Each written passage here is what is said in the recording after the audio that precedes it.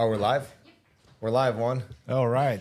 Hey, man. Hey, Juan, thanks for being here today. You came into a training with us with a bunch of young people, like you were saying. I thought it was cool. I wanted to record something with you that we can put on YouTube for people to watch, but I thought your perspective was really cool you're like a lot of people in this room are super young, and you were 57 when you found this career, which is the last career you think you'll ever have, right? Right. I hope so. So I'd love for you to tell kind of your story of things you did before you got into insurance sales, books, selling cookie dough, all that stuff, and the perspective it gave you on, what it actually takes to make money. Because I think a lot of people that get started as entrepreneurs, they make a little bit of money easy, and then they think it's so easy to make money. And I always had the really useful perspective of watching my dad work really hard as a doctor. Like he would wake up at 5 a.m. every day, leave the house by 5:30. He'd get home at 6 or 7 at night, and then he would work every Saturday, right? So I always saw that, and I'm like, oh, okay, like to make good money, you have to work really hard. He probably worked 70 hours a week, and he's 63 years old and still works that hard. And I think sometimes people start as we do sales and people make money quickly, and I think they lose that perspective. So I'd love for you to share some of the things you've done before you found this. Yeah. So after basically I was in a career for 27 years. So doing fundraising, it was kind of like I thought that was gonna be the last career I will have until COVID basically hit. And then since I was in the schools, they closed. So I basically started looking for something, and then I found this, insurance sales, and then the life insurance was kind of like something that I was always intrigued, but I thought it was a lot harder to get into it.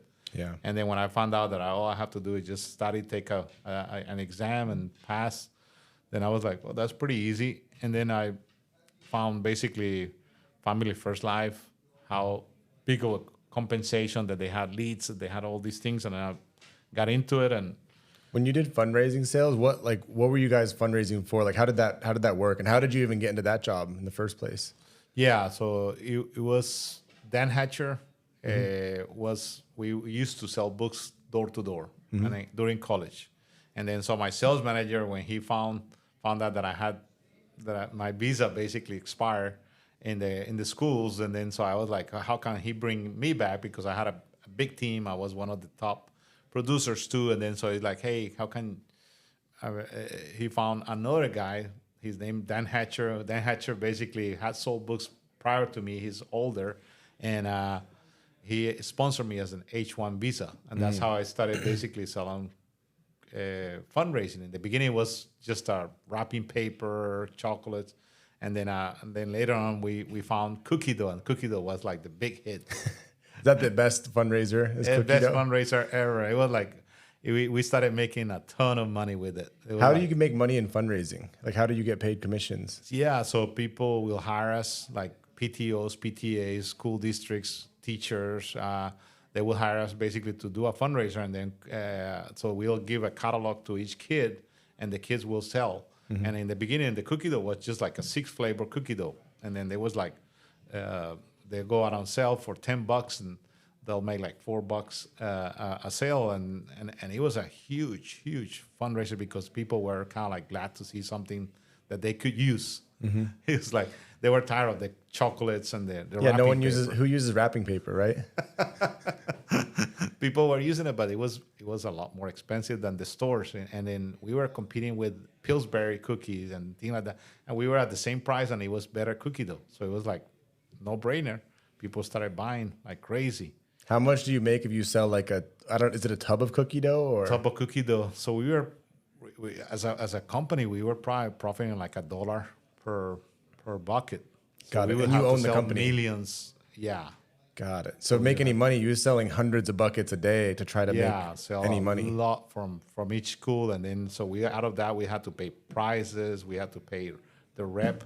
Yeah. To the commission, and we had to pay everything. So by the end of I had a big company. We were selling like $6 million a year, and I was only making like about $200,000 by the end of the. It was a very low margin, very, very risky, a lot of inventory.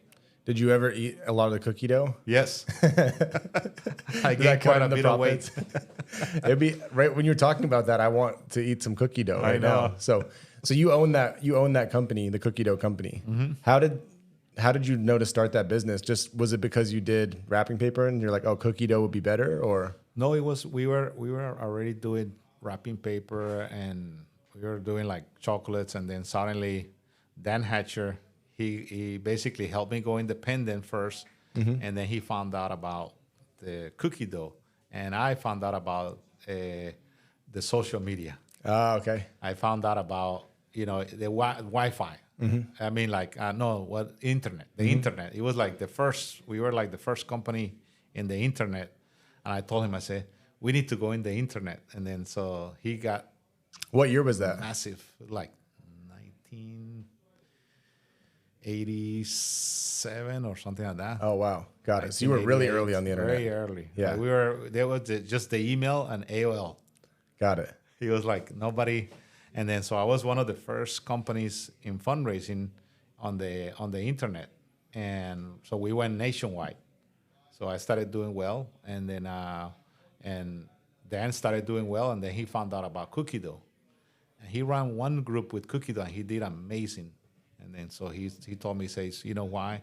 Let's tell you about this cookie dough, And then so I say, yeah, let's do it. That's cool. And so you mentioned you had to get your visa renewed to go. Are you a citizen now, or you just have a visa still? No, I'm a U.S. citizen for a while. So what year? When did you become a citizen? That was kind of like maybe 20 years ago. Okay, because it's hard now to become a citizen. Yeah, like our nanny's working on her citizenship now. She lives with us, and she has a visa. She's been working on that for like 5 years to try to become a citizen, right? Yeah, so that's what I got the H1, but my wife was already she was already resident, and then she became citizen, so she asked for mine. So she was kind of like before me. Got it. She got it through work faster, and then so yeah. So you were born in Colombia, and then you came to the United States for college? For college. What college did you go to? Southern Miss in Hattiesburg, Mississippi. Oh, okay. Got it. Very cool. So Brian Adams was telling me about it. Say, yeah, he that was his first agency he opened up in Hattiesburg, Mississippi. In Hattiesburg. That's cool. It's hot and humid there, huh? It's probably not. Was it anything like Colombia or no? A little bit. Like there's sections in Colombia that are very humid, like in the coast, and then where I live is not. It's a little bit humid, hot, but then if you go to a capital in Bogota, it's very cold. Yeah. So it depends on where you're at. So why did you choose that school when you came from Colombia? Cheapest. Okay, got it. In Southern Mississippi. Yeah, it was cheapest kind of school. the cheapest one. I read a stat one time. I don't know if this is true or not, but I read some stat somewhere that said Mississippi has the lowest literacy rate in the country. Do you know, is that true or no? It's probably true. It was kind of like, it was funny because I used to tell people, I say, I'm from Colombia, and then some guys will say, oh, you're from Africa.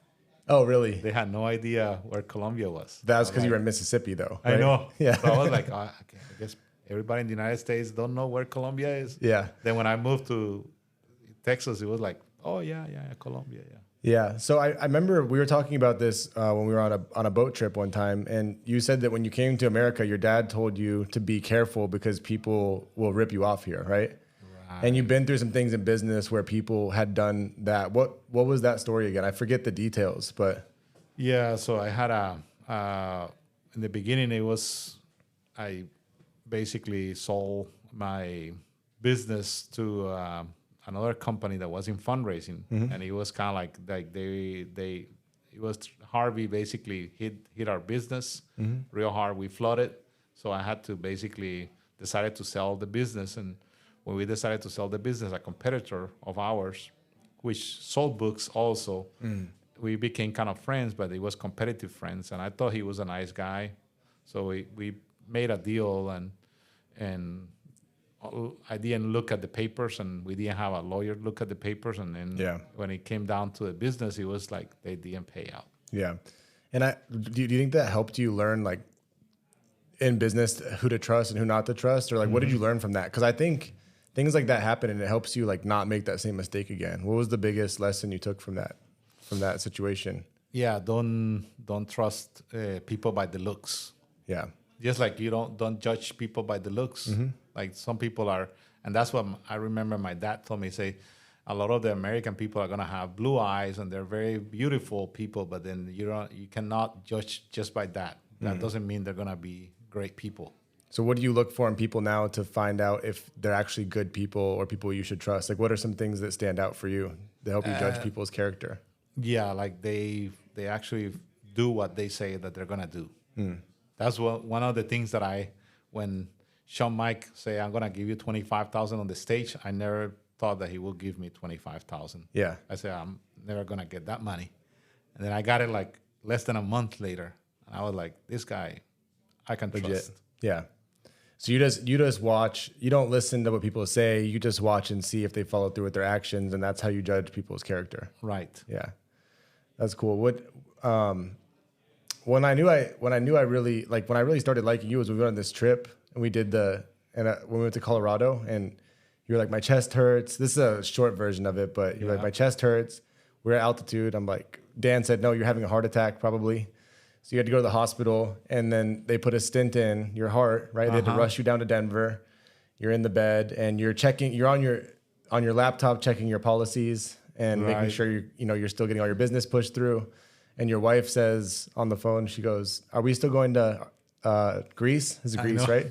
Are we still going to Greece next month, right?" Yeah. And I liked how you were still working, and you didn't get upset. You were like, "Okay, I'll be all right." But like, what was going through your head when that was all happening? Because you stayed really calm. Yeah, I knew it was kind of like, just something that I can get through. And then so I basically was actually looking, because that was a trip that we won by production. And my next questions to you was like, what is the next trip going to be? I was thinking about the next trip. I'm like, so I knew it was going to be like just something temporarily. And then it was kind of like, I'm going to be fine. I was just glad that I took action and went to the hospital, because it was like, it could have been worse, We had to suspend our trips because Sean thought that I was trying to kill our top producers by taking them. He always tells people I took you on a hike in the mountains. I'm like, that did not happen. You were just sitting there early in the morning with chest pain and went to the hospital. So. Yeah, it was just, I think because of Denver, I probably still alive. Because I would have been playing tennis the next day if it would have not been in Denver. And they say that if you have the same thing, if I would have been playing tennis, I probably would have had a massive heart attack. So technically, I saved your life. Exactly. That's the story I'm going to tell Sean. Technically, I saved Juan's life. I did not almost kill Juan. I just want to make sure everyone's on the same page with that. So everything happened with your cookie dough business. Did you get out of the business after that bad dealing happened, or what happened after that? So you tried to sell your business and you got screwed over. Then what happened? So I signed up to sell for them. Okay. So part of the deal, I kept keep the salespeople and help them kind of transition into it. So I was helping them and everything. And then whenever they didn't come through their part, I basically decided to stay in business and went independent, but I did not want to carry any inventory. So I found people that will pay me a high commission just for selling. And I started doing pretty well, but COVID happened like 2 years later. And then everything shut down. What were you were you looking for insurance, or Francis reached out to you and said he was doing insurance during that time, right? Like, how did you were you looking for a new job, or what were you doing before you started with us then? So I was doing fundraising, and then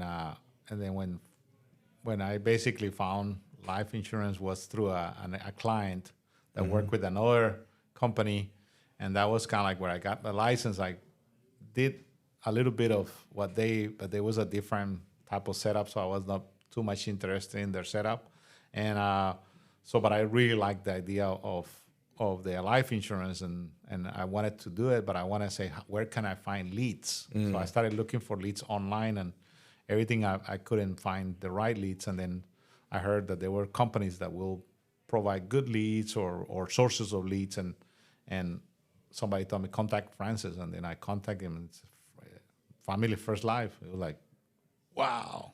And you knew Francis from before, or? from book sales. Got So it. we sold books like when we were in our 20s. Wow. So it was like when we Was were, he good at when selling books? we had hair. Who was the best at selling books? Were you the best? Francis was pretty good.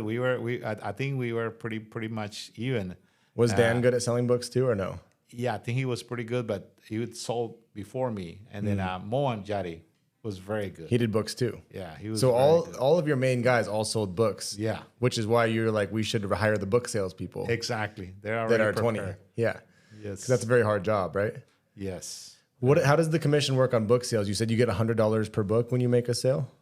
No, at the time it was like the books were like about you make 40% of everything that you sold. Mm-hmm. So if you sold like $100 book, it was like $40. Got So at the average was like $50 per book, and then so we were making about $20 a book, and so I remember a $60 day was pretty good. Wow, You know? that's crazy. What kind of books were they? Educational and got it. and Bibles. Got it. Educational and Bibles. So it was like reference books about math. Like encyclopedias? It was not encyclopedia, but it was a reference book, like thick books that were, and those were created by a company called Southwestern. Basically, Yeah. they were like the first one that came out with that. Do they still sell books now or no? They still, Got it. but then now it like, I think they do it all, like, e-books, I guess, or Digital whatever. books. Digital Yeah. books. Yeah.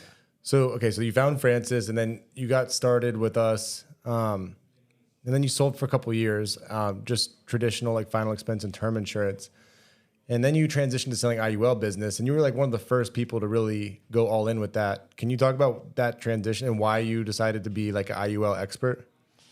Yeah. So in the final expense and mortgage protection was great. You know, I was meeting great people and but then when I started doing little by little the IUL first through the IULE through Mutual of Omaha, it was kind of like I learned a little bit about how the IUL works, and then when I found out the real IUL, it was kind of like surprising that I never heard about it. That I basically had like 3 or 4 policies for myself, but did not anything about the IUL. So I started searching for it. I started promoting it. I started basically jumping into it, and all of a sudden, basically, people were very interested on social media about IULs. They were like, that was one of the things that we started promoting the most in social media. People wanted to know more about that. Mm-hmm. Just like me, I wanted to know everything about it. Like, it's a complete package. Like you get the final expense, you get the mortgage protection, you get basically the savings account, you get basically living benefits, you get it all in one. Mm-hmm. It's a complete package. I think the cool thing, as I've seen you guys start to build that, and then some of our new agents start to sell it, is the clients want to pay more because life insurance is like, if I die, the money goes to my wife or my daughter, right? Mm-hmm. If you die, same thing, goes to your wife or your daughter. But if with IUL, if I'm still alive, I can take the money out. There's a lot of different ways you can use that product, right? Like, correct. Say one way you can use it, if someone has a lot of retirement accounts already, they can get an IUL and just take the money out on years where the market's down, so they don't, compound their losses. Or if they get sick, they can use the money. Or if they want some tax-free money to pull out, or if they want to take money out that they don't want to pay penalties on. There's so many different avenues you can use it for. Right. Which makes it a lot more versatile. You can use it for kids. You can use it for older people for protection focus, right? So I think the cool part from what I've seen is there's a lot of different angles. Mm-hmm. Whereas like with mortgage protection, like the only angle is this is to help you pay off your house when you die. Correct. Or like for final expense, it's like the only angle you can take is this is for your burial when you die, right? So it's more of a selfish sale too, because as the consumer, you can use it. You're going to use it. Mm-hmm. And then when you die, your family still gets whatever's left over, right? Exactly. And then so it's a great product for young people, for people that are basically kids or people that are in their 40s or 50s. They still like it because they say, I don't have any life insurance, or I have very little. Mm-hmm. I say, well, you can have the policy at the same time, but then you're going to grow your money at the same time. And then when you take it tax-free. So it's kind of like another, and then so that book, The Power of Zero, I really like that book because it tells you like the few areas where you can retire. It's with Patrick zero. Kelly, right? Yeah. Yeah, it's very good. It's a very good book. And it's cool because it's, I think where people maybe get confused or try to oversell IULs, they say you should only do this for retirement. And it's like, no, this is just one of the pieces for your retirement, right? Right. Like you should still have some money in the stock market, and you should, if your 401k lets you have a match, you should take your free money. Exactly. But you should also have something like this that when I was at a meeting and I heard National Life Group CEO, Mayron say, insurance is the only industry where you can provide guarantees to your clients, which I think is very cool, right? Because you can guarantee a floor, you can guarantee living benefits, you can guarantee a death benefit for a certain amount of years, you can guarantee, guarantee some cash value depending on which type of policy.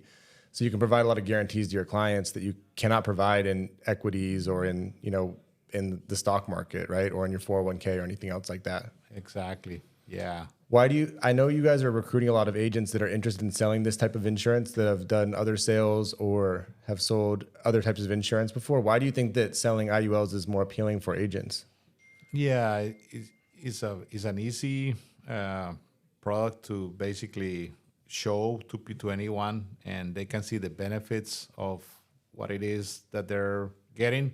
They can see how the money's growing. They can see everything. And so I tell people, it's like, in other sales, you can spend, like I have seen people that spend 3 or 4 hours in a type of sale where they make the same amount that they make in a policy or less. And then so it's kind of like we don't take but 45 minutes to an hour.